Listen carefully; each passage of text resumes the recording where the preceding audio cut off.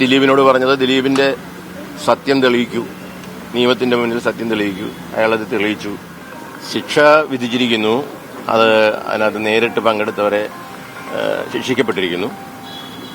പക്ഷേ ഗൂഢാലോചന തെളിഞ്ഞിട്ടില്ല. അതിജീവിത ഇപ്പോഴും പറയുന്നു ഗൂഢാലോചനയുണ്ട്. കേരള സമൂഹത്തിനും അക്കാര്യത്തിൽ അവരുടെ ഒരു മനസാക്ഷിയിൽ ഒരു തോന്നലുണ്ട്. കാരണം ഇതുപോലൊരു കൊട്ടേഷൻ ഒക്കെ കൊടുത്ത് ഒരു വലിയ ക്രിമിനൽ സംഭവം നടന്നിരിക്കുന്നു. കൊട്ടേഷനാണെന്ന് അതിജീവിത പറയുന്നു. അപ്പോൾ ആ ഗൂഢാലോചന തെളിയണം. ദിലീപിനെ വെറുതെ വിട്ടിരിക്കുന്നു.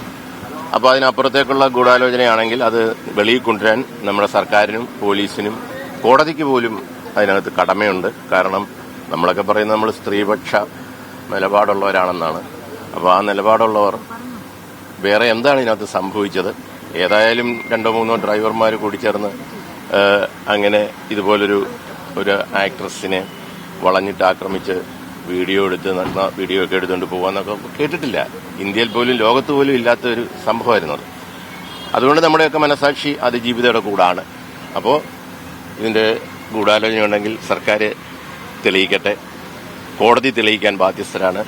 അതിനുള്ള നടപടികളായിട്ട് മുന്നോട്ട് പോട്ടെ. ഈ അന്വേഷണത്തിലോ അതോടൊപ്പം തന്നെ വിചാരണക്കിടയിലൊക്കെ പലതരത്തിൽ അട്ടിമറികൾ നടന്നു എന്നൊക്കെ പറയുന്നുള്ള ആക്ഷേപങ്ങളുണ്ട്. അതിനെപ്പറ്റി നമുക്കൊന്നും അറിയില്ലല്ലോ. ഞങ്ങളെയൊക്കെ സംബന്ധിച്ച് ഞാനൊക്കെ അതിജീവിതയ്ക്കൊപ്പം നിന്നതാണ്. ദിലീപിനോട് പറഞ്ഞത് ദിലീപിന്റെ സത്യം തെളിയിക്കൂ, നിയമത്തിന്റെ മുന്നിൽ സത്യം തെളിയിക്കൂ. അയാളത് തെളിയിച്ചു. അട്ടിമറി നടന്നു എന്ന് പറയുമ്പോൾ ഈ കോടതിയെ പറ്റിയൊക്കെ ഒത്തിരി ഇതുവരെ നമ്മൾ കേൾക്കാത്ത രീതിയിലുള്ള ആരോപണങ്ങൾ നമ്മുടെ പബ്ലിക് പ്രോസിക്യൂട്ടേഴ്സ് അതിജീവിത തന്നെ പറഞ്ഞിരിക്കുന്നു. അതുകൊണ്ട് അക്കാര്യത്തിൽ കോടതികളുണ്ടല്ലോ വേറെയും, അവർ തീരുമാനിക്കട്ടെ.